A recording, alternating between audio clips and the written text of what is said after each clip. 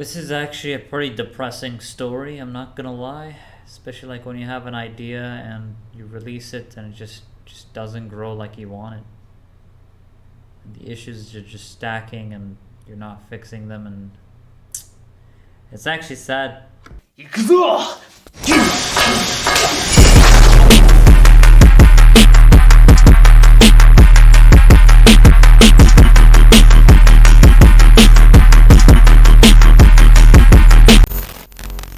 Single-handedly killed one of the best MMOs called WildStar. I was like series like how this anime died. What's up, guys? Like stories where how this MMORPG is now no longer as popular as it used to be. Like what happened, you know? So I'm gonna watch this first impression of Raids right after that. This is your main MMO. Today we are going to be starting a brand new series titled The Evolution of an MMO. Today's game in specific is going to be WildStar. We're going to be taking a look at when the game was first conceived, its development process, and how it ultimately ended up failing. If this new series, if our content in general sounds like something that might be of interest to you, go down, click that subscribe button, and become part of our community. Alright, let's see what happened. Evolution of an MMO. Opinions on WildStar are largely divided. On the one hand, we have players, fans as they like to refer to themselves as, claiming that the game was the best thing since chocolate. Then we have the other players who are just too 8.7 rating though. Casual to never really give the game a chance. And you know what both types of players have in common? Neither category of player played the actual game, contributing to the closure of the title. WildStar had the potential to be an absolutely incredible MMO. It had an engaging story, it had a graphics look pretty good, beautifully crafted world, an amusing sense of humor that really didn't take itself that seriously. It had fun PvP, intuitive dungeons and raids, fantastic combat, and it didn't cater to the casual gamer at the time. By any logical train of thought, this should have been a huge success, right? The history of WildStar is a little foggy. On record, WildStar began development all the way back in 2005 after 17 developers decided that they had garnered enough experience working at Blizzard Entertainment and now wanted to channel their creative juices into something that they had more control over, resulting in the founding of Carbine Studios. They went on to state, and I quote here, that they desired to do anything but WoW. The general consensus— That's interesting. So these were pre-WoW devs. Was that the team was happy to no longer be working on the MMO, instead being able to start over from scratch. This time, not falling victim to the Oh, are you serious, Tanin? Your static came from Tab 14 from WildStar. Mistakes that they made when they were actively in the process of developing WoW. While evidently they did make countless mistakes with WildStar, it is never a bad idea to attempt to branch out and reinvent yourself or your creative ideas. Now, it is worth noting here that several developers that worked on the game have come forward and made public statements concerning when the game had begun the development process, leading us to believe that it may have actually had a much longer cycle than we had otherwise thought. But then you have to take claims like that with a grain of salt, because there's no real evidence corroborating their statements. Is this PvP? This looks chill. I like it. After forming Carbine Studios, they ran into their very first small hiccup. Gameplay actually looks pretty fun. The game engine. While they had a vision for their game, a clear direction that they wanted to take it, bringing that vision to life would be troublesome without the correct game engine. There were multiple options available to develop their game on, but Carbine revealed none of them really provided them not only the freedom that they required, but also the option of scaling in the future if and where necessary. After contemplating the options that were at their disposal, it was concluded that nothing on the market would allow them to create what they had envisioned. It was with this in mind that they opted to create their very own engine from the ground up, providing them all the freedom that they needed in the long term. I see. Development continued to move forward between 2005 and... Aren't these the same guys that made Blade and Soul?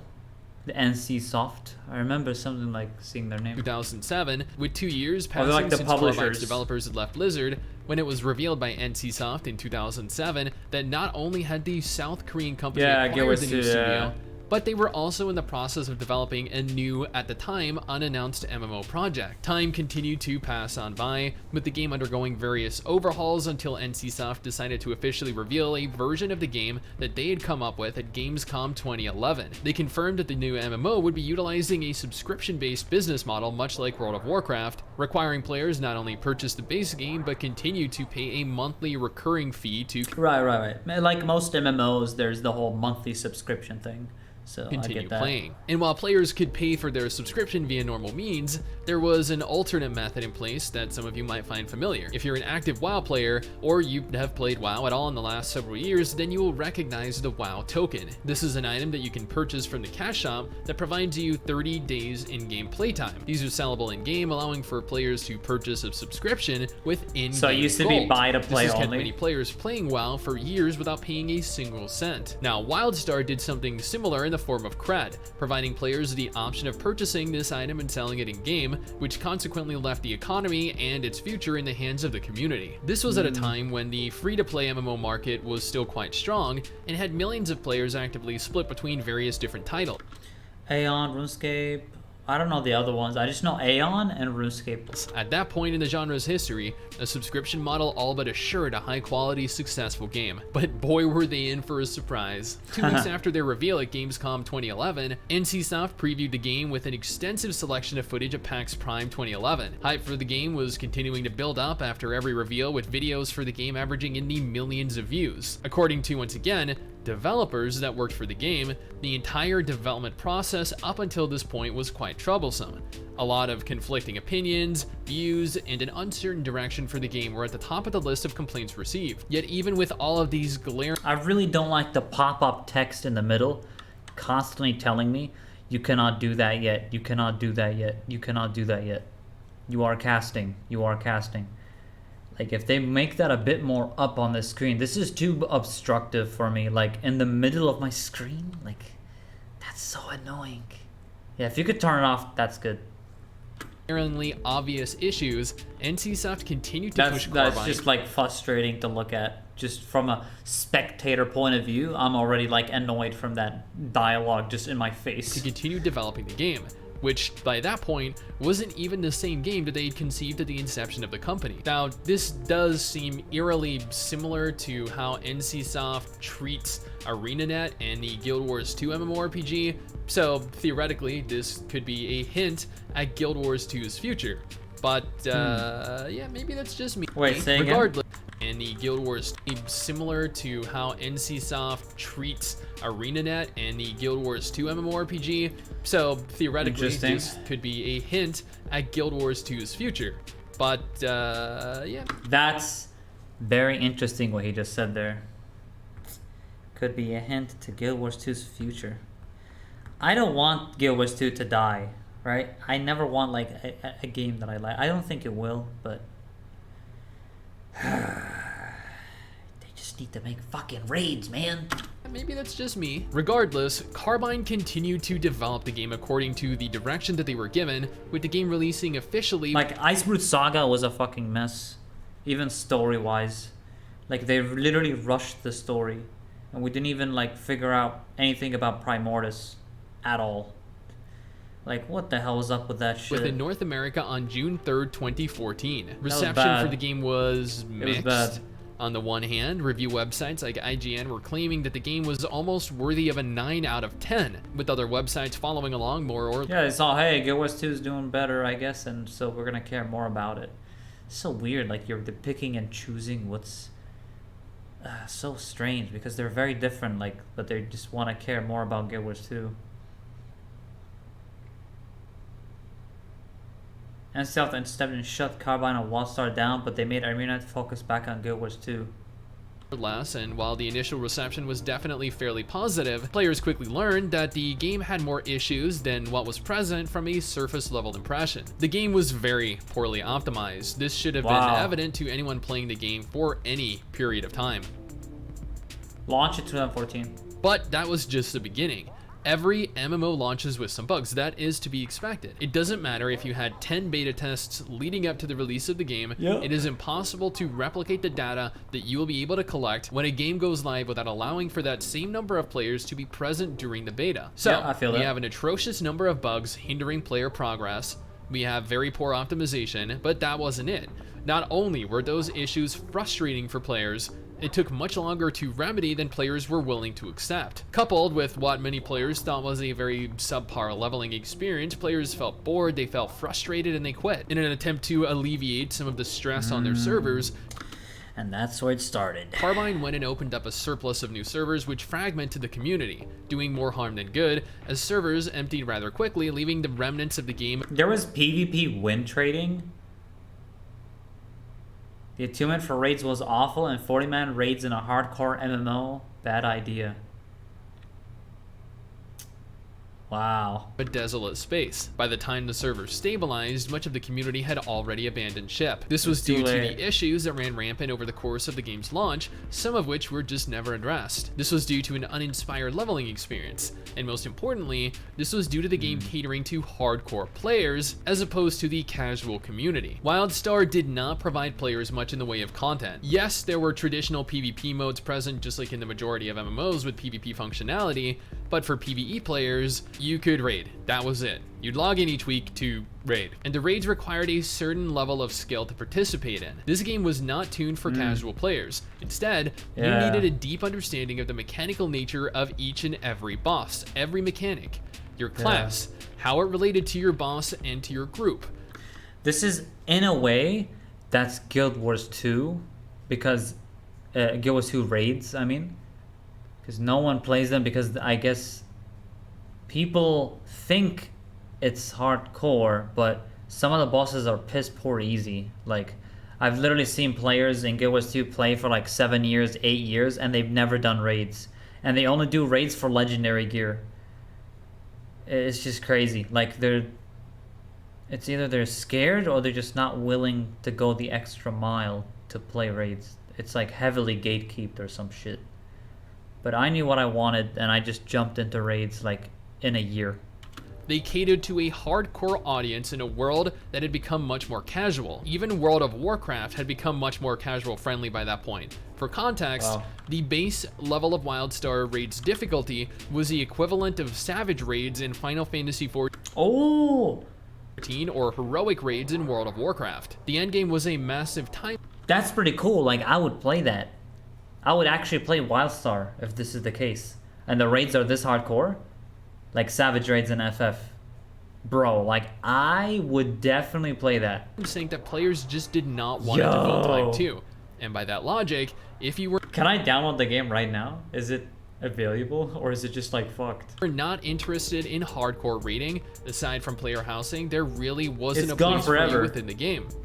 Holy shit, that's tragic. A mere year later, on May 28, 2015, so they made it free to play a year later. NCSoft announced that the game was going to be going completely free to play. This was entirely due to the fact that the game's population had ceased altogether. There was nobody left playing the game at this point, and NCSoft, in an attempt to save the game, opted to overhaul aspects of it and transition to a free business model. This provided a much needed boost to player activity, with hundreds of thousands of players that had never played the game finally being able to sign up, to download, and to log in. Okay, so my guess is free to play was successful. Right now, I'm just gonna predict successful for the first few months, and then it got fucked. That's my prediction. Let's see what actually happened though. For the first month, the game was booming. There were players everywhere, but that was short-lived, as many of the issues that plagued the game back during its initial launch were all still present. Shortly after going free-to-play in February 2016, NCSoft had announced their intentions to close down all of their PvP servers due to them being underpopulated, merging them into the remaining 2 PvE servers. This consolidated the remaining players together until the game was no longer profitable and was subsequently shut down. This is actually a pretty depressing story, I'm not gonna lie. Especially like when you have an idea and you release it and it just doesn't grow like you want it. And the issues are just stacking and you're not fixing them, and it's actually sad. to see this. After a mere 4 years online, NCSoft announced during a staff meeting on September 6, 2018, that not only would they be shutting down the entire WildStar project, but also Carbine Studios, who at the time had propositioned NCSoft with 2 other projects, both of which were rejected. At this point, NCSoft saw no logical reason to A, keep WildStar going as they were losing money keeping the 2 servers online, even though the game was in maintenance mode, and B, keep Carbine Studios as a subsidiary as they had no success in the 11 years that they had been actively working for NCSoft. WildStar officially went offline on November 28th, 2018. Well, that was a while ago then. Wow. The dev team improved the game massively, but we're not able to get interest back after 2 failed launches. That's bad. This sucks. That's just tragic, actually. Because it does seem visually like a very good game. I think I would have liked it.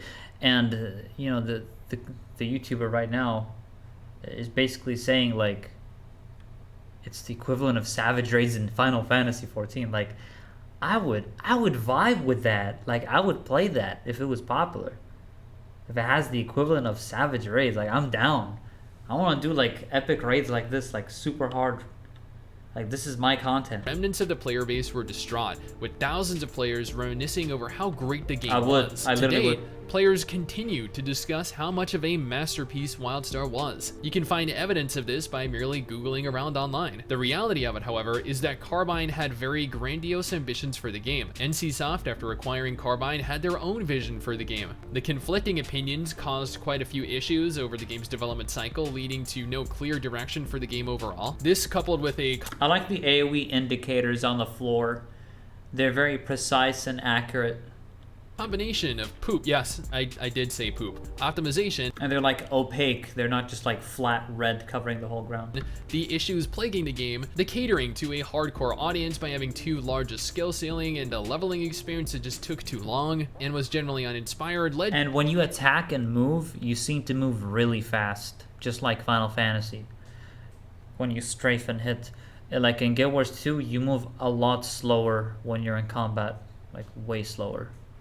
When moving left and right, I mean, like strafing. To so the I kind of like of not only Carbine Studios as a company, but the stifling of the game and its potential. WildStar had a fantastic setting. It was honestly a shame to see where it ultimately ended up, but at the end of the day, when you have too many chefs in the kitchen and none of them can fix the dishes before them, laying there is nothing more than a burned mess of ideas and promises. This is what you get. This could have been an amazing MMORPG, but instead, it launched as a premium title, it transitioned over to a free title a year later, and then it shut down 2 years after that. And that is WildStar. That admittedly did not have nearly as long a history as I had anticipated it having, but that pretty much wraps up episode 1 of the evolution of an MMO. What do you guys think? Was this a series that you guys might be That was sad. That was sad. I'm sad just watching this video right now. Long term, this is something that I would love delving into deeper for a variety of different titles. It looks Let me know down in the comment section actually. below if you played WildStar, looks good. if you thought it was worth your time investment, now if you thought that it deserved to be shut down. Let's discuss pretty much everything. And thank you guys for supporting this episode. Thank you guys for letting me know in the comment section whether I should continue this and supporting each of the new series that I'm kind of spawning here. Hopefully you guys are enjoying all of them, and I will see you guys next time. Yeah, like the top MMOs right now, at least from what I know, like right now is Final Fantasy 14. WoW is still up there. FF14, WoW, Albion Online, RuneScape, Elder Scrolls Online, and I'm not sure if there are others, but I think those are like the top at the moment. I think WildStar, if it had this A Realm Reborn approach, rebirthed the game, and done something big, they could have made it up there because this looks pretty good and it has hardcore raids. Like I'd be down with that, you know. Wow, FF14 ESL Guild Wars 2. Yeah, exactly. I have to use your movement abilities like every time. Ooh! Okay, that's cool. You can do that. Okay, so what happened here is he used a gap closer at the moment he got knocked back. It's like a thing in FF2 with Shikuchi. And on Ninja and like other jobs, you can use your gap closer to immediately get back to the boss after you get knocked back. But in FF, it's designed like based on animation and depending on whatever it is. Like Titan knockback in E4S, after you get knocked back, you can immediately blink back, or you can blink into dangerous mechanics even though the cast is done, but you can just blink in even though the animation happens after. Stuff like this. I have to use your movement See, ability. but he was there, he gap closed immediately back in. Every time. I didn't have to there, but vomitory jump off. If he didn't gap close, would he die off the map because he get knocked off the map? Please. Or Small he just bomb, flies out. back up? Side back. I'm actually see how he solos this. What are these tethers connecting to him? I'm gonna aim to the other floating one. This is so fucked up. Thank you. Oh shit. Can't afford to lose any of these. Wait, there's literally only 5 floors. Don't be on the boss right now. Don't stand right on top of him. Bedino jump. Fuck. There's a lot of dead people right now. Oh my god. Go tank. Shell. Gap close. Oh my god! Push it Kill down, that small bomb, get to one of the motherfucker! far pillars. Far platforms. This is so fucked up! Oh my god, are we gonna get down to 1? Burn it, burn it, burn it. I'm not gonna jump. Oh, I'm jumping. Side back jump. Yep, Jump. yep. I was just 25K. saying, it's worth Oh it. my god. Kill it. Yo, kill it! Oh my 12k. God. No. Side back. Get back up and kill it, please. Oh my god. No. 5 solo it. Solo it, Zybex. You got it. Yes! Yes! That's fucking amazing! Wait, that was Oh, really shit, cool. That was fucking incredible. Zybex. Alright, Holy shit. I'm not resing any of you guys.